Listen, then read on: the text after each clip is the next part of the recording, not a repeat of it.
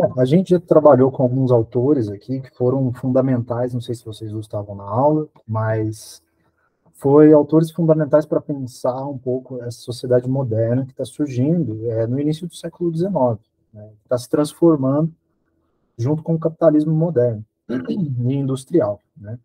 Já falamos de Auguste Comte, né, que pensa uma perspectiva evolutiva da sociedade, que dá esse percurso evolutivo, né, para pensar aí numa sociedade extremamente racional, científica, dirigida por grandes fabricantes, industrialistas, e ele pensa a Europa branca como o principal modelo de sociedade a ser avançado, né, esse ideal civilizatório, ou seja, é uma sociologia onde ele coloca muito valor moral, né, assim, no seu método. Né? E na última aula a gente conversou sobre o francês Émile Durkheim. Né? Falamos que ele coloca um pouco mais de objetividade nessa sociologia. Né? Então, é um autor muito mais metódico, usa aí ferramentas de investigação da sociologia, ele traz aí argumentos mais empíricos e mais racionais para pensar a sociedade, mas é um autor que se limita às estruturas da sociedade. É um autor, como a gente viu, que está pensando o fato social dentro de uma dimensão mais coletiva, muito mais estruturante. Estruturas aí pensando nos costumes, na política, na economia.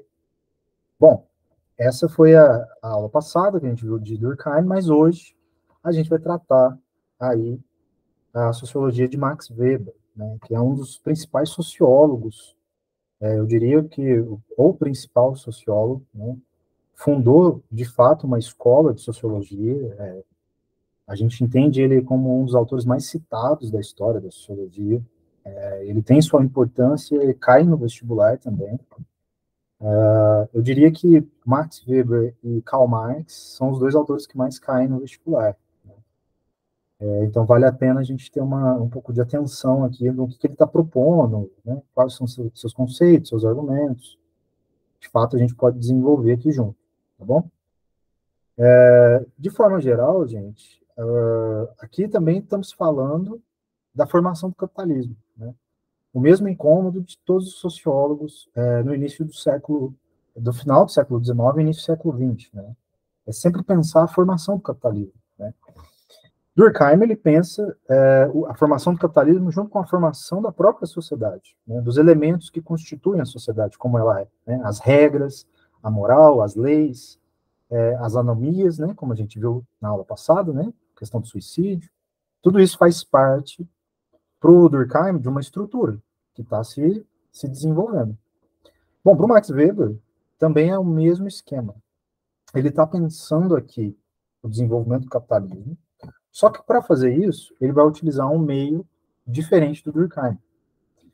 Então, Max Weber ele foi crítico do Emile Durkheim. Ele leu as obras do Durkheim e, de fato, ele não chegou a concordar com boa parte delas. Tá bom? Só passar os slide. Bom, ele nasceu, então, em 1864, morreu em 1920, né? Ou seja, ele viveu um período que a gente entende como um processo de unificação da Alemanha, e também ele viveu o período da Primeira Guerra Mundial. Né? Então, ou seja, ele viveu toda a transformação do final do século XIX e início do século XX. Ele viu todo esse processo de explosão social, esse processo de constituição de formas de autoritarismo militarizado. Né? Então, a formação da Primeira Guerra Mundial é uma delas, que ele viu acontecer. A própria unificação da Alemanha, né? Porque não existia Alemanha, né? Existia um império austro-húngaro, né? Com sede na Prússia. E aí há um processo aqui de constituição da Alemanha, né? Formação da Alemanha. E ele está vendo acontecer tudo isso. Então, o Weber está interessado em ver como um Estado se constitui. Né? O Durkheim já não via dessa forma. Né? Na aula passada, eu falei para vocês que a França já estava constituída como Estado. Né? Durkheim olha para a França e fala, olha, a gente já está bem formado aqui, vamos só analisar, né? Vamos só ver como é que está, e o que pode melhorar. O Weber vê a Alemanha toda fragmentada.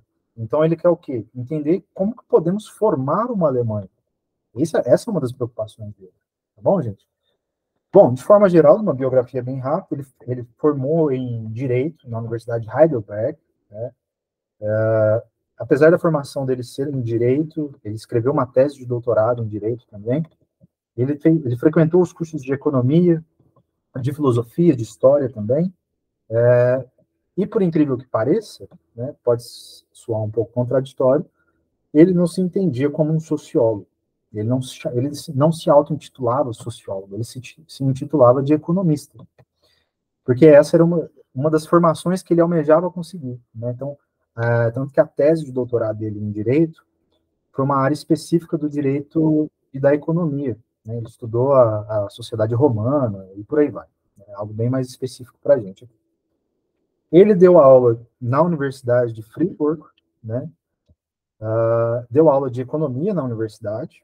Né? Então, nessa primeira foto que vocês veem, é ele com os seus estudantes, né? Com seus alunos, ele aqui de chapéu. E temos essa outra fotinha dele aqui também. Então, o Weber ele tem uma formação variada. Né? Ele não se limita só ao campo da sociologia em específico. Né? Ele teve uma formação muito mais plural. Né? E é isso que a gente também tem que entender para, quando a gente começar a ler os conceitos dele, de que forma essa formação plural dele influenciou na sua teoria. Tá bom, gente? Aqui eu trouxe para vocês as principais obras do Max Weber. Né?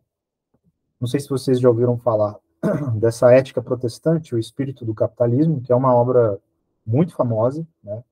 O que a gente conhece de Marx, né, que é Manifesto Comunista ou Capital, né? Então, são as duas obras do Marx. A gente conhece como, da mesma fama, a Ética Protestante e o Espírito do Capitalismo. É uma obra de 1905, se eu não me engano, e é fundamental essa obra. A gente vai trabalhar um pouquinho com ela aqui rapidamente, mas vamos. Outra obra que aparece aqui é esses ensaios de sociologia, né? Eu tenho o livro em mãos aqui, se vocês quiserem ver. Esse aqui. Não é muito grosso, não, um pouquinho. Aqui a gente tem um conjunto de ensaios do Max Weber, que ele escreveu ao longo da vida dele, publicou depois que ele morreu, é publicado pela esposa dele. E aqui a gente já tem inúmeras teorias fundamentadas e que a gente vai analisar aos poucos também. A Ética Protestante eu tenho aqui também, se vocês quiserem dar uma olhada. Essa edição bem feia que eu tenho aqui, uma cruz. Livrinho pequeno, né? Pequeno porque, na época, ele foi publicado em jornais, né? Então, ele publicava como artigos de jornais, né? Quando ele publicou todos os artigos, aí somou, fez o livro. Então, basicamente assim. E temos esse último livro, que é o livro mais complexo dele, muito difícil, bem enigmático, mas fundamental também para a gente pensar algumas questões, é o Economia e Sociedade. Né?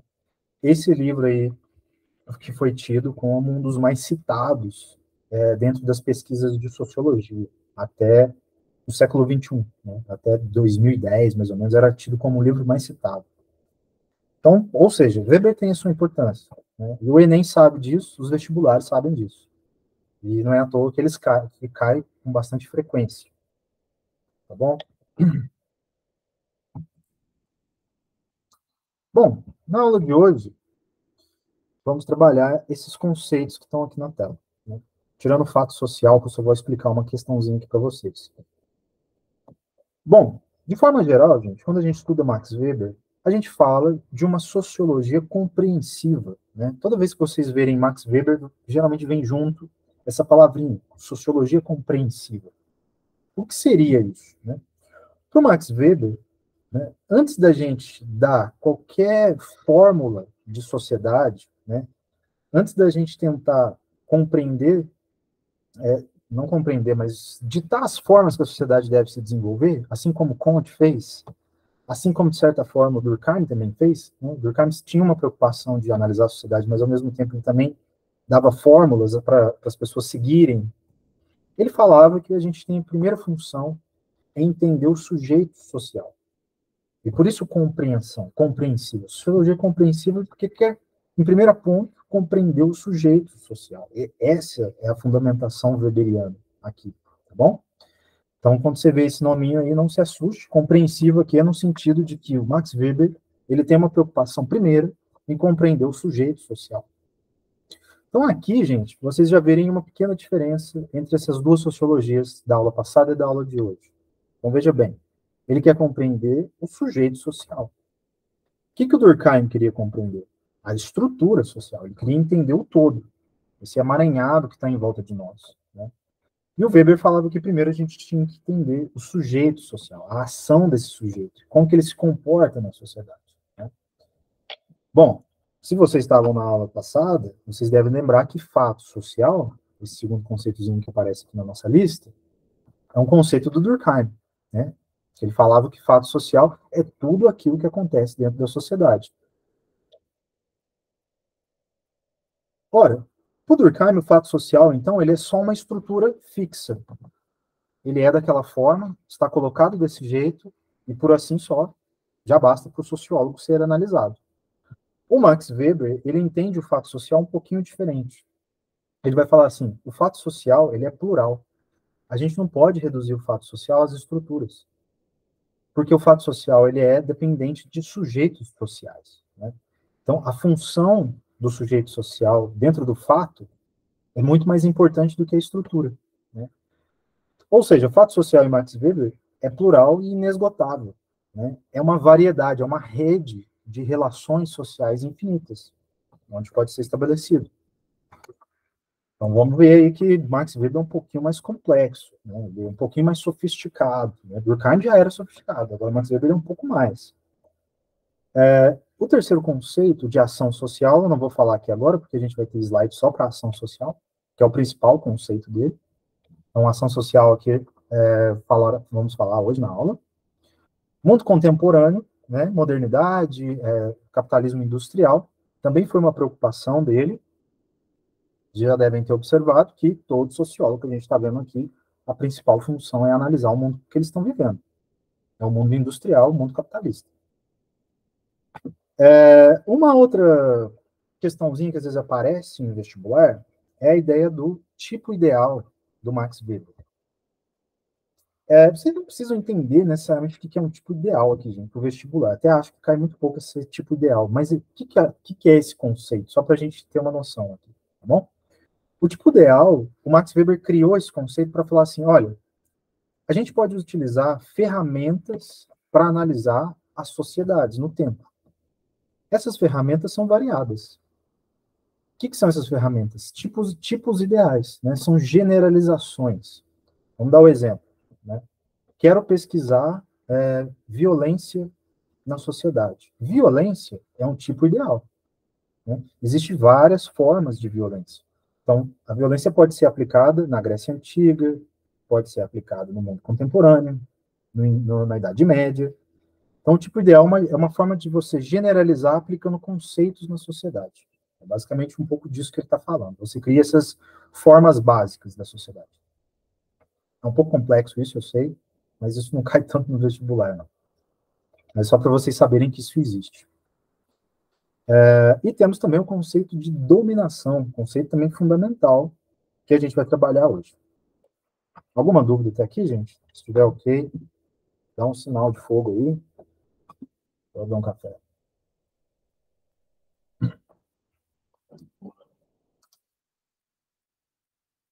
Bom. Ah, tá. Beleza. Aqui, Bruno. Só um minuto. A aula de hoje é sobre sociologia de Max Weber. Tá bom? Estamos trabalhando com esse sociólogo aí, chama Max Weber, um alemão. A aula é sobre ele, tá bom? Só sobre os conceitos dele. Um sociólogo aí do finalzinho do século XIX. Bom, o Max Weber, ele cria um conceito, já que ele está preocupado com os sujeitos da sociedade, nada mais claro do que ele ir, então, na ação desses sujeitos. E aí ele cria um conceito fundamental aqui, que é o de ação social, né? Bom, o que é ação social? Todo sujeito, ele age na sociedade conforme um conjunto de objetivos, um conjunto de demandas, digamos assim, né? Ou seja, as pessoas, para tomar alguma ação, elas têm que ter um sentido de orientação. O que orienta as pessoas? Essa é uma pergunta que o Max Weber vai se fazer. Então, beleza, existe ação social, mas essa ação ela é regida por inúmeras orientações que estão dentro do nosso mundo, né? Então, por exemplo, a religião é uma forma de orientar a nossa ação no mundo. A razão é uma forma, a moral, a ética, por aí vai, né? A lei, as regras, as normas, tudo isso compõe, né, a nossa ação. Então, toda vez que você vai agir no mundo, agir na sociedade, você tem que levar em consideração inúmeras orientações antes de tomar essa ação, né? E aí o Weber ele vai analisar nesse sentido. Olha, as pessoas na sociedade elas têm objetivos, elas têm demandas e elas querem atingir esses objetivos e elas vão atingir esses objetivos, né? Só que as formas de ação são variadas. Então veja bem aqui nesse slide que eu trouxe para vocês. Existem aqui 4 tipos de ações que ele está identificando na sociedade moderna, né? Lembrando que aqui é sociedade moderna. Então veja bem, quando você age na sociedade, é como se você tivesse um grande roteiro dentro da sua cabeça. E o Weber estava atento a essas questões.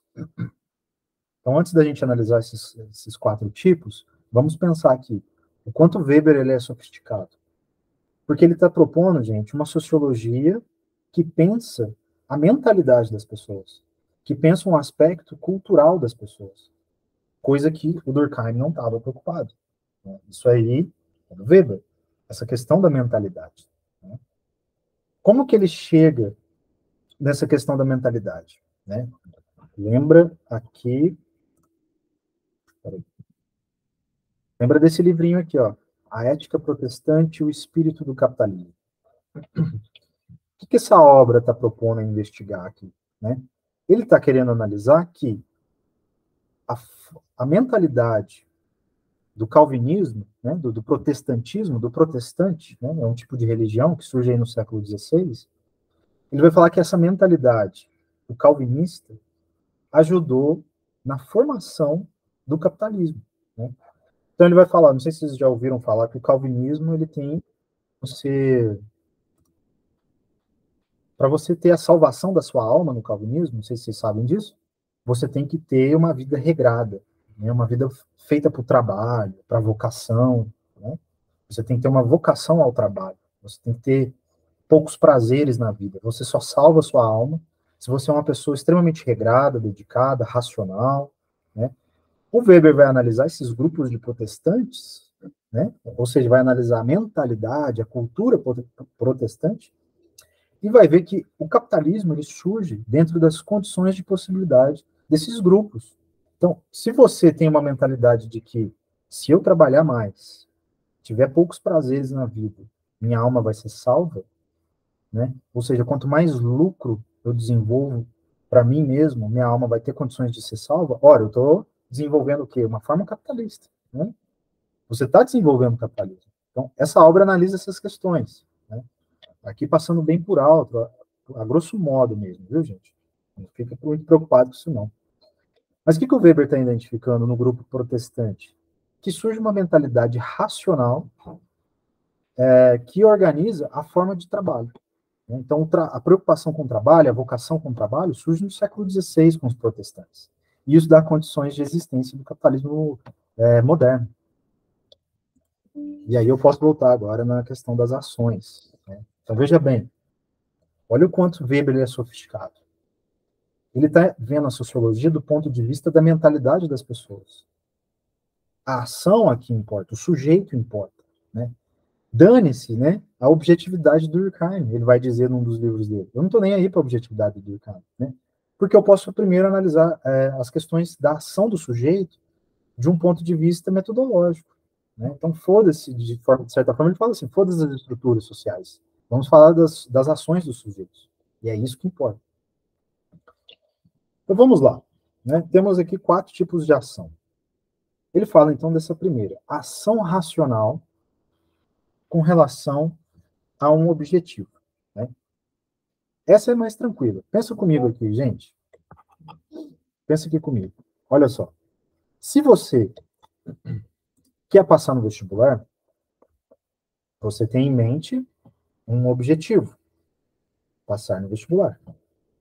Para passar no vestibular, você precisa ter um roteiro de ações, um conjunto de ações roteirizado, pensado, analisado, racionalizado, por isso ação racional, para passar no vestibular. Ou seja, você tem um objetivo, você constrói um conjunto de ações, que, ou seja, estudar, dedicar, participar da aula e por aí vai, que vai fazer que você consiga passar no vestibular. Né? E o Weber chama isso de ação racional com relação a um objetivo. Né? As pessoas agem de forma racional no seu cotidiano para atingir determinados objetivos. Então, aquele exemplo clássico que eu sempre dou para vocês do atravessar o sinal. Né? Qual o seu objetivo? Atravessar a rua. Ora, eu tenho que ser racional de atravessar com um sinal verde. Porque se o sinal estiver vermelho, eu posso ser atropelado. Então, você toma uma ação racionalizada e aí depois você chega no seu objetivo. E é isso que ele está falando. É uma ação consciente, direcionada a um objetivo. Né? Então, tranquilo de entender isso. Né? É como se as pessoas formulassem estratégias e tivessem cálculos durante sua parte do seu cotidiano inteiro. Né? Bom, nem sempre. Ele vai dizer nem sempre. Porque existe também, né, essa ação racional com relação a um valor moral. Né? Ou seja, sua crença moral.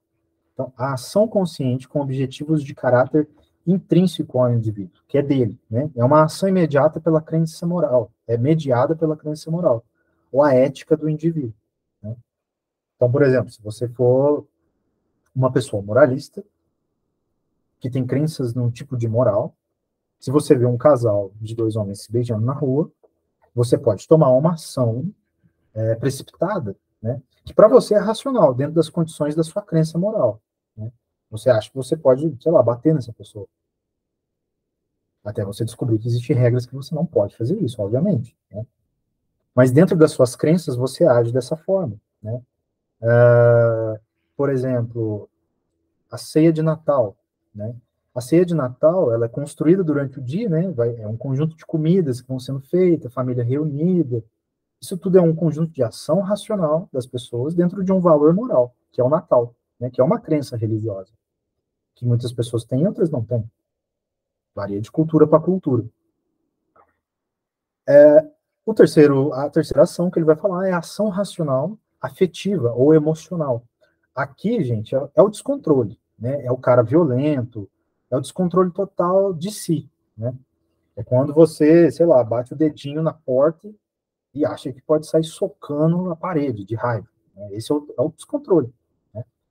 É uma pessoa matar, que nem aconteceu semana passada, né? É uma pessoa matar a outra por causa de uma pizza.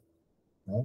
Os dois caras estavam na pizzaria lá, brigaram, um matou o outro, com 9 tiros. Né? Isso é uma ação racional afetiva, que o Weber vai dizer, ou emocional. Né? Aí é o descontrole total. Né? Cabe à sociedade controlar os indivíduos que fazem esse tipo de ação. Né? Ele vai dizer. Por fim, temos a ação tradicional, né? Ditadas pelos hábitos, costumes, crenças, né? Então, escovar dente, tomar banho, trocar de roupa, essas ações cotidianas nossas tradicionais mesmo, que são enraizadas historicamente. Isso é mais tranquilo de entender. Basicamente, quase tudo que você faz hoje é uma forma tradicional, enraizada historicamente. Mas o Weber está interessado, gente, nesses 3 primeiros tipos, que são os mais importantes, tá bom? O do caráter estrategista, que controla a si mesmo, sabe dos limites da sociedade, né? Esse sujeito mais racional. O outro é a ação mais moral desse sujeito, né? Algumas ações que ele toma que é extremamente moral, ou seja, que está dentro dele. E temos a ação afetiva e emocional, né? Que é a violência, o descontrole, o caos, aqui, né? Que é esse ditado pelo estado momentâneo de consciência do ator social. Ou seja, um ator que não racionaliza, e racionalizar é uma palavra importante para o Max Weber, né? Esse ator social, ele quer só explodir tudo. Né? Tem um filme, não sei se vocês conhecem, chama Relatos Selvagens. E aí tem um momento assim que vai mostrar o cara dentro de uma burocracia de um estacionamento, ele não consegue tirar o carro dele, o carro é inchado, ele vai se estressando, estressando, estressando, a ponto dele plantar uma bomba no estacionamento, tipo, de tão nervoso que ele tá. Enfim, é meio bizarro, mas chama Relatos Selvagens, não sei se vocês já assistiram. Vale a pena. Olha essa questãozinha que caiu então em Uberlândia para falar de ação social, né, 2017. Gente, vocês preferem fazer sozinho ou vocês querem que eu faça? Vocês querem que eu faça com vocês? Se vocês quiserem fazer sozinho, eu dou um tempinho aí. Vocês que sabem. O que vocês preferem?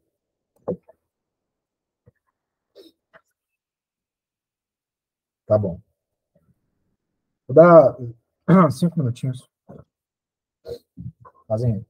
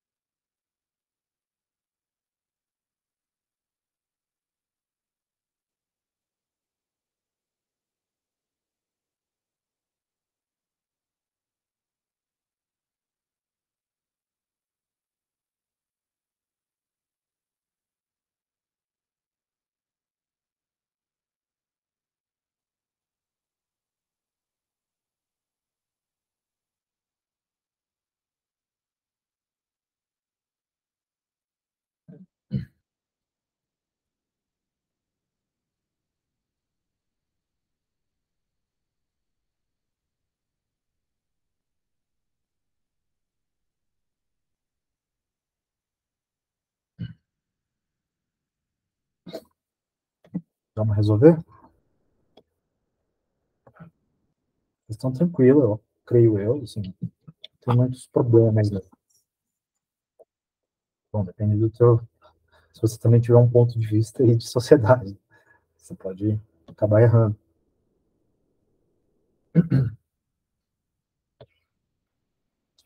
Posso ir, gente? Ou quem já tem um chute, uma resposta, um murmúrio, vê, né? Uhum. Vamos lá, então. Para Fernando Martins, né, no fenômeno contemporâneo das ocupações das escolas, os estudantes de São Paulo lutaram para sua escola que sua escola não feche, ou por melhores condições nas escolas do Rio, ou contra a gestão privada das escolas em Goiás, ou, no caso paranaense, sobre a reforma do ensino médio que subtrai a obrigatoriedade de elementos curriculares fundamentais. Ou seja, um conjunto de estudantes, por meio de uma ação organizada, estratégica, calculada, né, você ocupa as escolas, você faz alguns movimentos e por aí vai, né, com um objetivo, né, pela não conclusão da reforma do ensino médio, que por fim o caso acabou acontecendo, né, esse texto de 2017, também pelas questões de privatização e por aí vai, né. Avaliando o movimento das ocupações a partir do conceito de ação social de Weber, pode-se afirmar que o tipo de ação social prevalecente é ação afetiva, assim, se você for uma pessoa meio estranha, você pode falar assim, não, esses grevistas, esses alunos de esquerda, blá, blá, blá, emotivos, acho que vai mudar a sociedade, e as coisas não acontecem assim. Você pode ser essa pessoa, mas a questão você vai errar. Porque não é afetiva, não é emocional. São grupos pensando em objetivos. Ação tradicional não é, porque a gente não está falando aqui de crenças e costumes. Né? Ação altruísta, em relação a valores, também não é. A gente está falando de um aluno super-herói indo no Congresso mudar a reforma do ensino médio. A gente está falando de ação racional em relação a fins. Tá bom? Para complexificar essa questão, e eu já vi o vestibular falar disso, e aí pode ser difícil responder, por exemplo, as questões de black blocs, que são essas pessoas dentro de atos e manifestações sociais acabam quebrando coisas, né? Igual está acontecendo na França, né? Por exemplo, lá não é black bloc, né? Mas são pessoas de movimentos sociais mais empenhadas em alguns caráteres de destruição, né? E por aí vai. Né? E aí a questão, a sorte, ela era uma questão aberta, né? Era uma questão da Unicamp. Para falar se era uma ação afetiva, né? Emocional, ali num ato de violência e descontrole desses grupos, ou se era uma ação racional, objetivando algumas questões, e era para você argumentar defendendo. Né? E aí é por isso que eu estou falando, depende do tipo de perspectiva que você tem. Né? Se você tiver essa perspectiva mais direita conservadora, você vai responder talvez uma ação emocional. Se você for mais à esquerda, vai ser uma ação calculada, estratégia, racional. Tá bom? Aí depende. Beleza, gente. Vamos entrar então nessa parte que é bem importante, né? Que são os sentidos do mundo contemporâneo. Né? Weber quer responder essas questões. Né? Ele quer entender como, de certa forma, chegamos até esse momento, que é o capitalismo industrial, né? Monopolista. Ele quer entender o que é esse processo de constituição do Estado. Ele quer entender o que são instituições, o que é a administração pública de um Estado moderno. Ele está preocupado com aquilo que forma o que somos hoje, inclusive. Né? Ele quer entender como chegamos aqui. Essa é uma grande pergunta para ele. E ele responde essa pergunta, gente, diferente de Marx, por exemplo, né, que vai dar uma resposta mais econômica, uma resposta bem mais econômica, bem mais no sentido de economia política, inclusive. O Weber, ele dá uma resposta muito mais da mentalidade e da cultura. Ele está muito mais preocupado com a formação, digamos, dessa mentalidade moderna, do homem moderno. E aí é nisso que diferencia ele do Marx. Né? Ele leu Marx, os dois são. Ele teve contato com a obra de Marx, mas ele dá uma resposta, na minha opinião, assim, eu acho que o Max Weber um pouco mais bem elaborado nas suas questões em responder à modernidade. Mas lógico que a gente não exclui também as contribuições do Marx, né, que vai ser a próxima aula, inclusive. Mas as respostas dele é mais estruturantes, muito mais pensando na economia. Bom, o Weber vai responder ao mundo moderno de diversas formas. Né? Ele dá aqui, se eu não me engano, 4 pontos fundamentais para a gente entender aonde chegamos. Né? O primeiro ponto, gente, é o de racionalização. Né? Como vocês viram anteriormente, já estamos falando de ações racionais dos sujeitos. Né? Então, veja bem, o Weber ele parte do sujeito racional e aí ele vê que há uma comunidade de sujeitos racionais. Por que somos sujeitos racionais? Né? E aí ele chama isso de racionalização. Né? Pensamos racionalmente nas nossas ações, porque lidamos com consequências. Ele chama esse processo de racionalização, gente, de desencantamento do mundo, né? Em que o pensamento religioso é substituído pelo pensamento racional, calculista e científico. Né? Ora, somos assim hoje em dia. Né? Há um processo, desde o século XIX, de decadência da religião. Não religião como culto, gente. Não é isso. É religião como mentalidade, como forma de agir no mundo. Né? Não é mais, eu posso dizer isso de forma simples assim, não é mais a religião que nos orienta no mundo. Você pode até se orientar em algumas questões pela religião, mas o principal, por exemplo, no seu emprego, se você se orientar no seu emprego pelas suas questões religiosas, provavelmente você vai ser demitido. Você pode acabar falando uma coisa preconceituosa, é possível. Então, Weber está analisando que o capitalismo moderno ele traz um processo de desencantamento geral, né, desse desencantamento religioso. E esse desencantamento ele é substituído pelo pensamento calculista, estrategista, científico. Né? Então, a primeira coisa que ele vê é isso. Né? Olha só os exemplos que eu trouxe aqui. É o cálculo do tempo, é o cálculo das nossas ações. Né? A gente calcula o nosso tempo o tempo todo. A gente, antes do dia acontecer, a gente já está um dia anterior criando uma agenda de tudo que a gente vai fazer. Isso é o controle do tempo. Né? É o controle das nossas ações. É o controle dos lucros, porque ele está vendo surgir o capitalismo monopolista. né, financeiro, esse capital financeiro está surgindo nesse momento. E ele fala, também exige controle racional das nossas ações para a gente poder desenvolver a economia. Né? Então, é a previsão dos mercados, né, do giro do capital, dos privilégios políticos, das ações políticas, das ações econômicas, e por aí vai. E aí, o último ponto, né, essa tentativa de, por meio do controle racional de si e do mundo, prever o futuro das coisas, né? Essa possibilidade de antecipação. Né? Não é mais a religião que nos protege, mas, assim, de um futuro, alguma coisa que pode acontecer, você tem medo de algo acontecer. Você pode recorrer à religião, obviamente. Mas o Weber está mostrando que você também recorre a outras coisas, né? É a famosa questão, né? Para atravessar a rua, você olha dos dois lados. Você não simplesmente confia em Deus te protegendo para atravessar a rua, né? Isso é um desencantamento do mundo que ele está dizendo, né? Você tem que ter uma ferramenta a mais, além da religião. Então é isso. A outra questão que ele traz também é a formação, então, desse Estado moderno, desse Estado centralizado, né? Esse Estado aí que, de certa forma, controla as nossas ações, coloca regras, normas, estatutos a serem seguidos.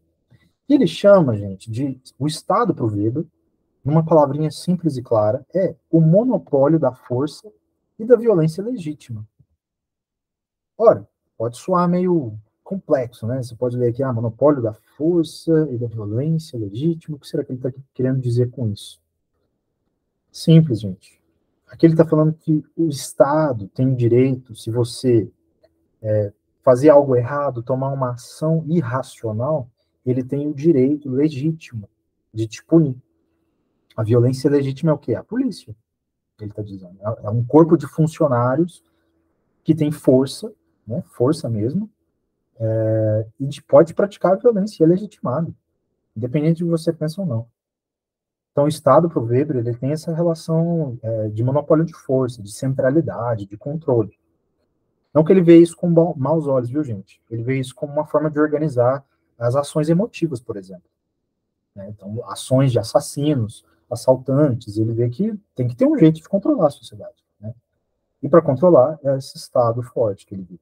Né? Então, esse Estado centralizado tem, né, um conjunto de agentes legitimados, né? A polícia, o bombeiro, entre outros. Digamos assim, são agentes que podem te punir, né? Mas essa punição é de várias formas. Por exemplo, o médico, ele pode te punir. Né? Se você toma uma ação deliberada contra o seu próprio corpo, o médico ele tem um discurso para te punir. Né? Que essa punição não é só física, ela é simbólica também, obviamente. Então, o Estado, para o Weber, nesse último ponto, né, tem um caráter coercitivo. Ou seja, o que é o coercitivo? É de controle. É um caráter de vai te controlar. Punitivo, né? Coercitivo e controle, eu pus aqui na mesma frase, quer dizer a mesma coisa, mas não quer, viu, gente? Aqui, coercitivo é mais no sentido de dominação, que é o próximo conceito que a gente vai analisar dele. Então, o Estado, ele controla, né, os sujeitos sociais, visando a estabilidade político-social, viu?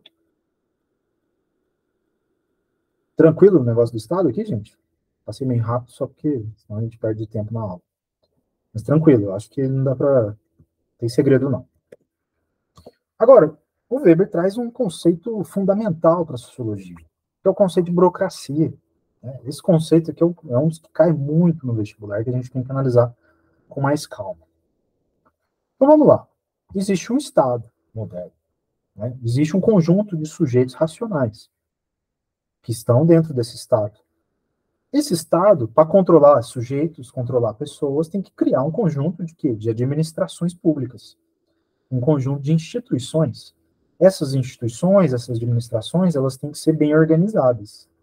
E olha aí, né? Organização institucional, né? Visando organizar as funções sociais das pessoas, são as repartições. Né? Por exemplo, uma empresa, ela tem uma organização interna. Isso, para Weber, é o quê? Burocracia. Então, a burocracia, gente, não necessariamente quer dizer o que a gente entende no senso comum, como a grande questão da papelada, aquilo que te atrasa. Para o Weber é o contrário. A burocracia não é para atrasar a tua vida.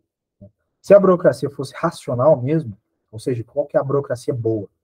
É a burocracia que organiza a tua vida, te ajuda, né? Que você chegue e não fique perdido dentro da repartição pública. Então, Obviamente que há uma deturpação aí da ideia de burocracia no senso comum, viu, gente? Mas para ele, significa algo positivo, algo de manutenção e organização do Estado e das suas instituições.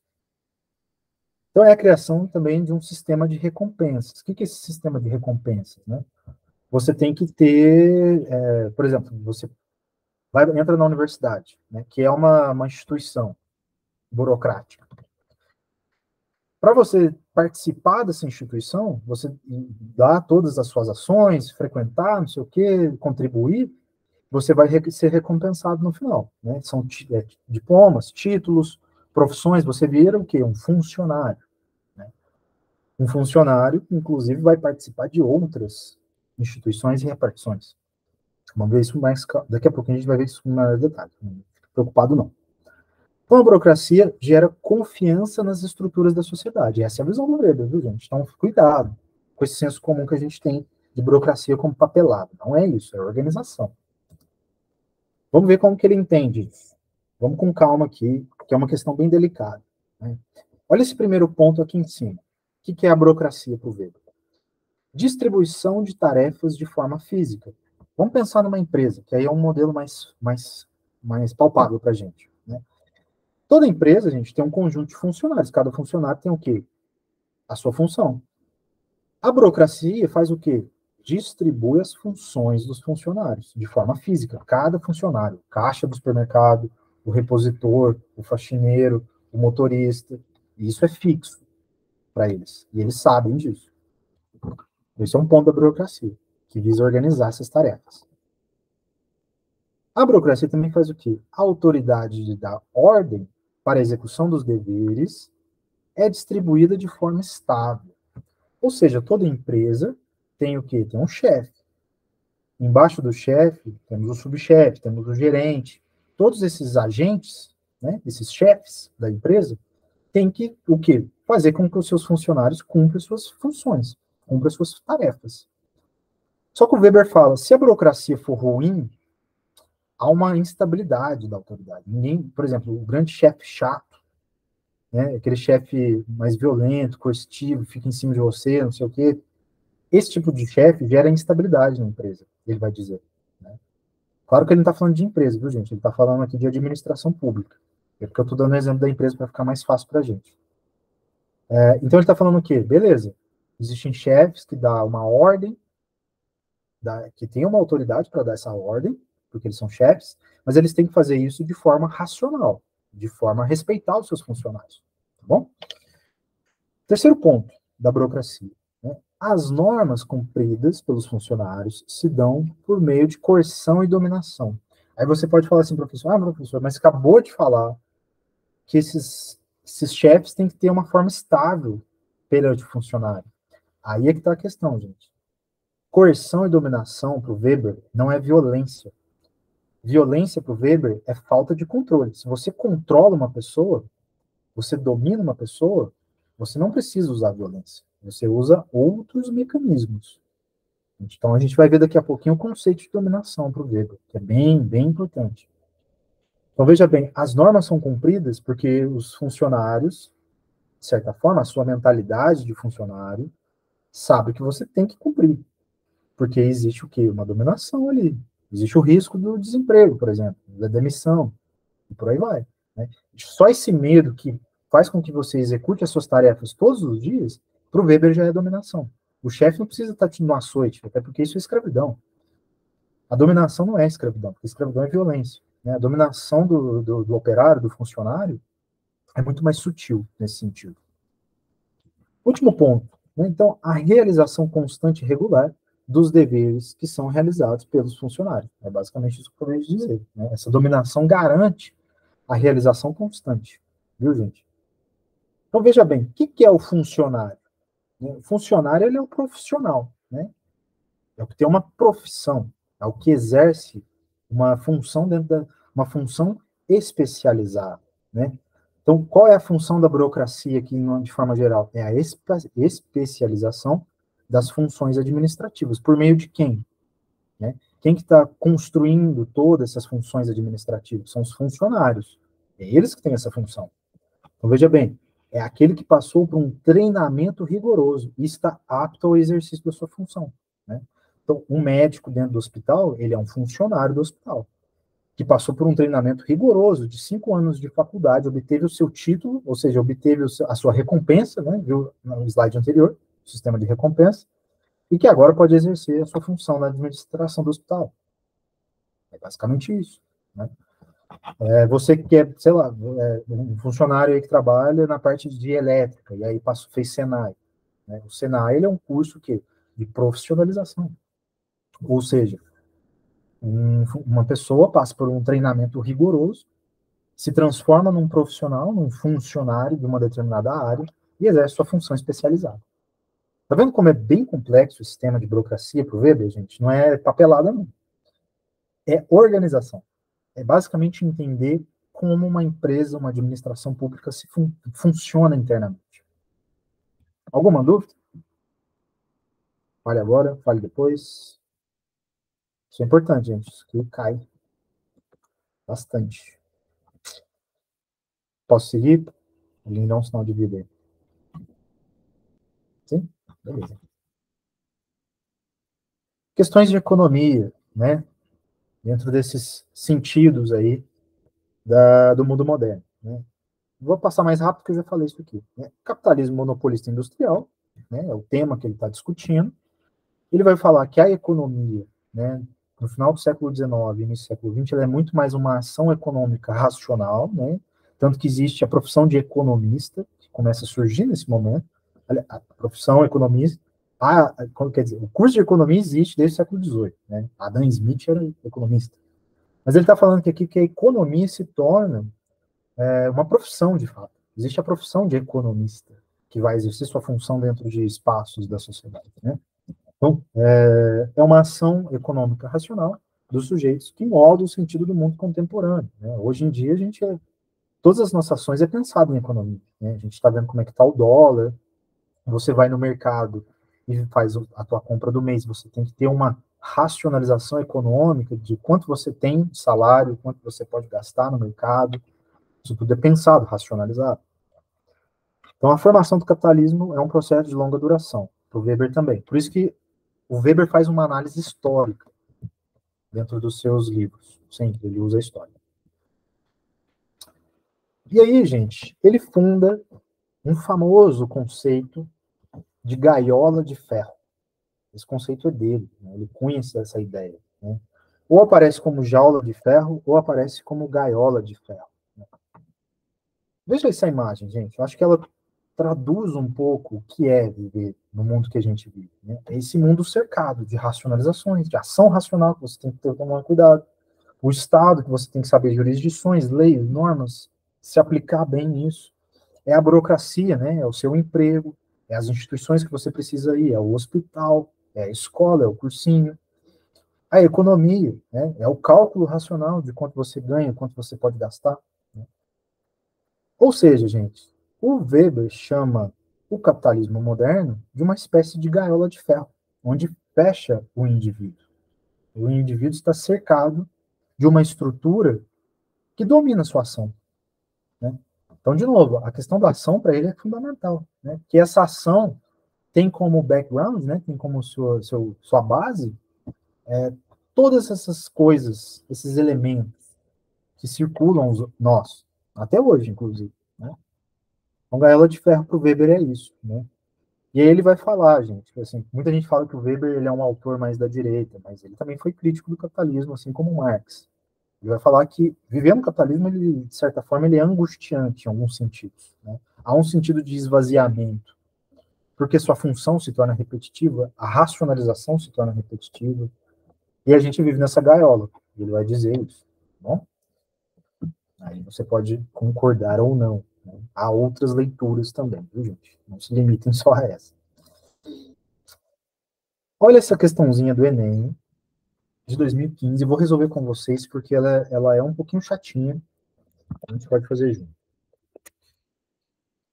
Olha só, esse texto do Weber. A crescente intelectualização e racionalização não indicam um conhecimento maior e geral das condições sob as quais vivemos, né? Ou seja, a vida é muito mais complexa. Não é porque as pessoas se tornaram racionais ao extremo que elas entendem todos os sentidos da vida, né? Tanto que ele fala, a racionalização muitas vezes faz com que as pessoas se sintam mais perdidas do que acolhidas. É isso que ele está falando nesse primeiro ponto.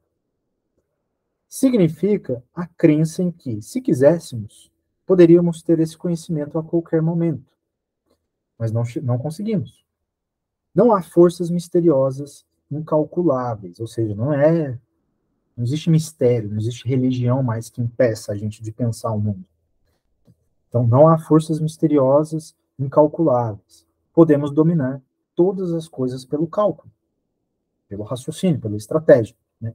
Então, o que ele está falando aqui? De um processo de desencantamento do mundo, um processo de crise das crenças tradicionais, da religião, que é substituída pela razão.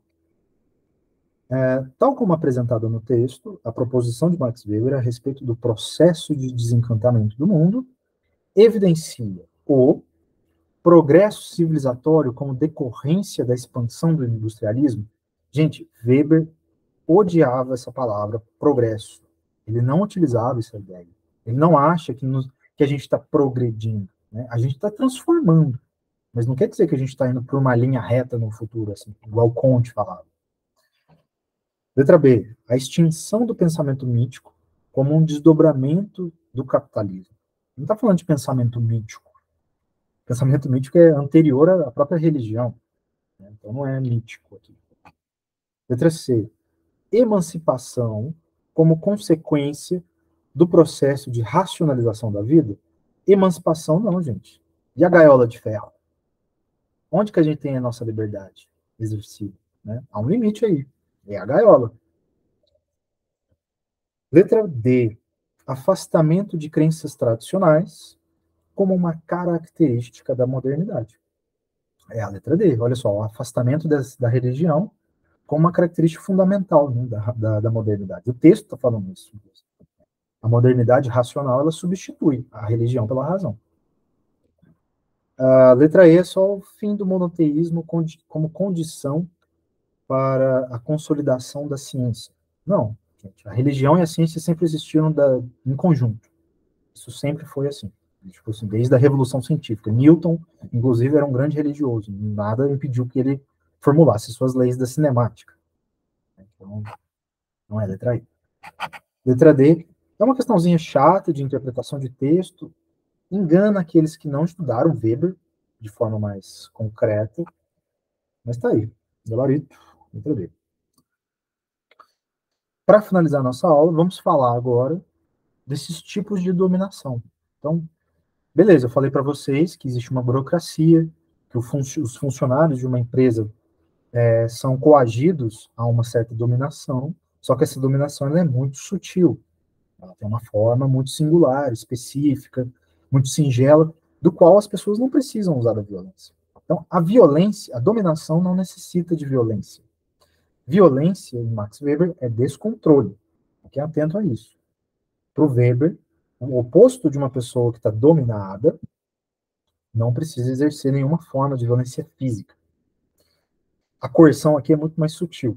Vamos ver esses três tipos que ele funda como dominação.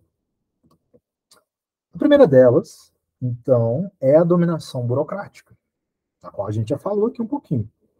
Então ele fala aqui, ó, eu falo aqui no primeiro ponto do parágrafo, do slide, desculpa. Administração pública com hierarquia funcional, desculpa esse funcional, é porque os meus slides, gente, ele tá em inglês, né? E aí toda hora eu tenho que ficar traduzindo do inglês para português. Eu não sei porque tá assim, minha vida com tecnologia é uma desgraça.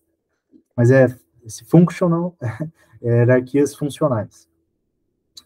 Então, administração pública com hierarquia funcional, em que as funções de cada indivíduo é definida pelas suas atribuições. Né? Então, você é um funcionário de uma empresa, você tem alguns deveres a serem cumpridos. E existe uma dominação burocrática que faça você cumpra esses deveres. Né? Essa administração, gente, é pautada em documentos, não em palavras. Né? Quando você arruma um emprego, a primeira coisa que você faz é o quê? Assinar um contrato. Nesse contrato, há todas condições e regras ali para você. Ou seja, a dominação burocrática singelamente já colocando uma dominação sobre você, sobre as suas ações. Né?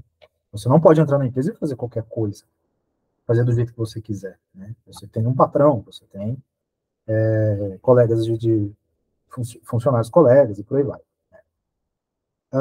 Demanda pela aprendizagem profissional e rendimentos, né? Então você é um profissional, né? Você tem que mostrar esses rendimentos. Esses rendimentos são mostrados mensalmente, geralmente. Né? Então há uma atribuição que eu coloco aqui, que é o seu cargo, e a avaliação que todo mês você vai ter, né? Se você for o funcionário do mês, como o McDonald's adora colocar nas suas portas, é possivelmente que você levou a dominação burocrática numa boa. Você foi dominado numa boa e foi praticando seus deveres, né? Aquele funcionário mais rebelde é que nota essa dominação e começa a questioná-la. Ele vai o quê? Descontrolar a sua função. Então, o Weber fala o quê? A dominação burocrática, né, por meio da instituição, da empresa, faz o quê? O controle não personificado o controle não personificado que exerce uma autoridade. O que ele está querendo dizer aqui? Que esse controle não depende só do chefe. Não é o chefe que está te controlando, é a empresa. É a empresa como um todo. Tá bom, gente? É bem mais singelo. Não precisa o chefe todo dia bater no teu ombrinho e falar o que você precisa fazer. Ou seja, a dominação burocrática é a própria instituição, com seu conjunto de regras, já estabelece o que você tem que fazer. Então é bem tranquilo. Né? Tem segredo. Segundo tipo, dominação tradicional, gente. Que é o exemplo mais claro. Vamos começar pelo exemplo, né? Pai e filho. Padre e comunidade. Pastor e crentes. Né? Então, é uma autoridade por fidelidade tradicional. Né? É toda uma comunidade cristã, é toda uma ideia de família, né? Que faz com que você seja dominado. Você respeita os seus pais. Você respeita o seu pastor, você respeita o padre, você respeita sua mãe. Isso, para o Weber, é um tipo de dominação tradicional, né? Ou seja, seus pais não precisam usar a violência. Na verdade, alguns precisam, né? Dar uma correada. Mas muitas vezes não precisa, né? Há um sentido de respeito aqui, né? Então, mantém a tradição estável na consciência coletiva. Né? Então, você não pode fragmentar uma ideia de família, fragmentar uma ideia de comunidade religiosa, e por aí vai. Então, é o controle por meio da moral, costumes e cultura. Né? Essa dominação moral e afetiva que ele está colocando aqui. Aqui dá para passar bem rápido, acho que não tem muito segredo, né? Bem tranquilo, né? Bem fácil de entender. Né? Bem mais essa questão amorosa, afetiva e moral também. E Weber vê isso como condicionantes para manter, inclusive, a religião existindo dentro de uma sociedade extremamente racional. Por fim, gente, surge a terceira dominação, né? Que é a dominação carismática. Né? Vocês já devem ouvir falar, líderes carismáticos. Né? Vamos falar aí dois exemplos maiores que vivemos mais recentemente, Bolsonaro e Lula. São dois líderes carismáticos, na visão do Weber. Né? São líderes, de certa forma, idolatrados, né? Por qualidades pessoais, qualidades físicas, qualidades morais, qualidades construídas historicamente, né? Mais, no caso do Lula, por exemplo, mais qualidades históricas, né? Ele teve 2 governos e as pessoas têm esse carisma com ele, vê esse carisma dele a partir desses backgrounds que ele tem. Do Bolsonaro, talvez são qualidades mais pessoais, mais morais, por aí vai. Né? Físicos também, para alguns, né? Essa questão dele ser militar, mais assim, né? Por aí vai. Ou seja, a dominação carismática, né? Então, são essas normas arbitrárias e subjetivas que são criadas pelo líder. Né? Então, esse líder, para exercer a sua dominação sobre as pessoas que ele fala, ele cria, então, normas arbitrárias. É ele que cria essas regras. Então, olha só como que o líder carismático, a qualquer momento, ele pode cair da escada. Né? É muito fácil isso acontecer. E aí eu coloco no terceiro ponto, é uma certa instabilidade devido a essa arbitrariedade do líder. Né? Como a gente está falando de qualidades pessoais, né, não uma estrutura que faz com que as pessoas parem e discutem esses líderes, é mais o líder em si, a sua pessoa, a sua figura, né? Então, há uma personalidade aqui a ser respeitada, né? O próprio nome diz, né? Carisma, carismático, né? Aquele cara meio populista, né? Eu sempre lembro das entrevistas que o Bolsonaro dava com a caneta Bic, né? Ou usando um terno com uma calça moletom. Isso é tipo, típico de líderes carismáticos, gente. É bem característico mesmo, esse tipo de comportamento. Né? Na leitura weberiana, né? Existem outras leituras também. Beleza. Resolvem aí, gente, essa questãozinha. Acho que tá tranquilo. E aí vocês me falam. Caiu em Uberlândia, 2016.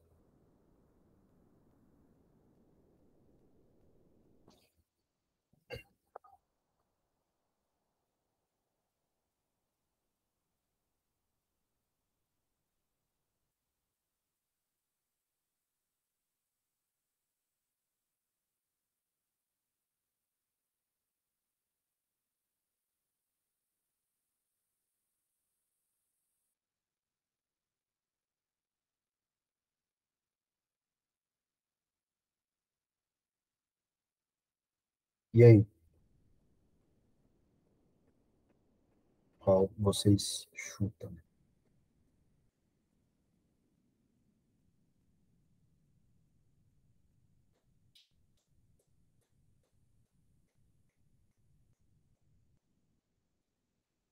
Então, letra D,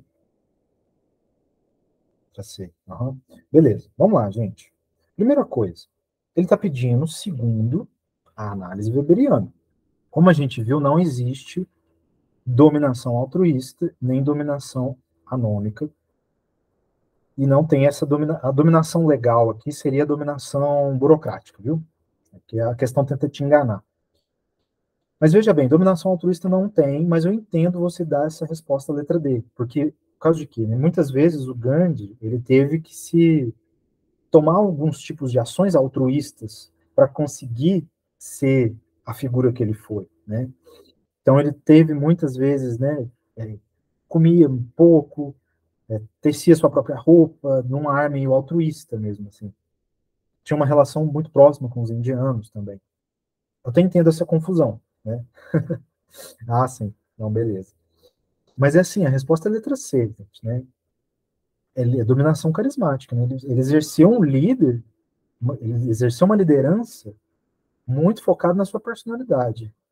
Tanto é que se a gente olha uma foto do Gandhi, a gente sabe que é o Gandhi, porque a gente é muito, a gente já sabe, já está na nossa mente quem é Gandhi, porque essa fixação personalizada dele já está na nossa memória histórica. Né? Mas sim, ele, na época da independência da Índia, ele foi um líder carismático. Vamos passar. Pum. Vamos fazer essa juntos. Vamos lá. Max Weber afirma que devemos conceber o Estado contemporâneo como uma comunidade humana que, dentro dos limites de determinado território, reivindica o quê? O monopólio do uso legítimo da violência física. Falei desse conceitozinho para vocês. Assinale a alternativa correta a respeito do significado da afirmação de Weber. Vamos começar por debaixo. Né? Letra I. Letra I. Todos os cidadãos reconhecem como legítima qualquer violência praticada pelos agentes do Estado? Não, né, gente? Quando a polícia toma alguma ação mais radical, muitas vezes esses policiais são processados. Né? Eles são condenados, inclusive, pelo Estado. Não é todo tipo de violência que é legitimada. E nem todos os cidadãos reconhecem. Fiquem atentos. Letra D. Outros grupos também podem utilizar a violência como recurso independente da autorização legal do Estado. Claro que não, né? Isso se chama milícia, né? Pelo amor de Deus. A milícia ela exerce uma função aleatória à força física legítima do Estado. Então, são duas forças antagonistas. E o Estado não reconhece a milícia. Fiquem atentos. Letra C. Atualmente, o Estado é o único agente que utiliza violência, ameaças, armas de fogo, coação física, como meio de atingir seus fins. Não, inclusive as pessoas no seu cotidiano fazem isso, né, gente? a ferro e fogo, né, uma briga de trânsito sujo, o cara tem uma arma de fogo, né? Tem uma forma de violência ali. Então, as pessoas, até no cotidiano, exercem violência física e simbólica. Letra B. O Estado foi sempre o único agente que pode utilizar legalmente a violência com o consentimento dos cidadãos. A violência dos pais contra os filhos, por exemplo, sempre foi ilegal, né? Então, a questão errada aqui é o quê? O Estado foi sempre o único agente que pode utilizar legalmente a violência com consentimento dos cidadãos. Esse consentimento nem sempre existe, né? Essa é a questão. E ainda fala assim, violência dos pais contra os filhos, por exemplo, sempre foi ilegal, né? Existe um limite aí desse ilegal, né, gente? É porque o filho levou uma correada que o pai vai ser preso. E não é assim que acontece. Então, letra A, a partir de eliminação, vamos ver. Para Weber, no caso do Estado contemporâneo, apenas seus agentes podem utilizar a violência de modo legítimo, ou seja, prescrito pela lei, dentro dos limites do seu território, né? Então, o policial, ele sabe os limites da sua força física e legitimada pelo Estado. Tá bom? Então, questãozinha tranquila, por eliminação dá para ir respondendo, mas de forma geral, é isso que ele está falando aqui. Quem exerce o monopólio da força legítima é agentes do Estado. Para finalizar nossa aula, meus queridos, minhas queridas, já é 8h22. Ó, o tempo voa. Trouxe só uma indicaçãozinha de leitura, não sei se vocês são muito ligados com literatura, mas se vocês tiverem algum interesse, para a gente pensar um pouco o conceito de gaiola de ferro, gente. Essa questão da burocracia, essa questão do Estado, com um conjunto de regras. Esse livrinho aqui chama O Processo, do Franz Kafka, né? Não sei se vocês conhecem o Kafka. Kafka é o que escreveu A Metamorfose, que é o livro da barata, né? A gente conhece como o livro da barata, o cara que virou barata. Mas ele também tem esse livrinho aqui, que ele vai falar de um cara que foi condenado injustamente pelo Estado, por um crime que ele não tinha cometido.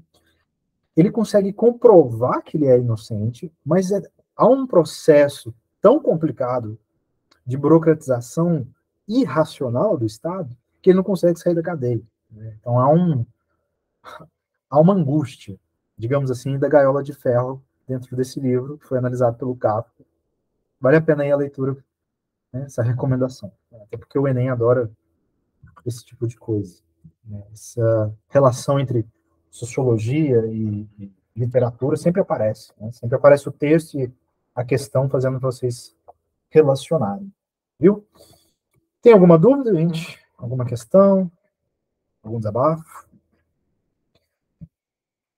Tranquilo ou vocês ficaram perdidos? Sinal de vida, senhores e senhoras. Tranquilo? Tranquilo? Beleza. Beleza, então, gente. Bom, daqui a pouquinho, aula de história. Comigo de novo. Vocês vão ter que aguentar essa voz chata minha, essa pessoa esquisita. Vamos terminar a Grécia daqui a pouquinho. Bebe uma água, vai no banheiro, descansa um pouquinho, e a gente volta, viu? Vou mandar o link lá no WhatsApp. Tentem não atrasar. Até daqui a pouco.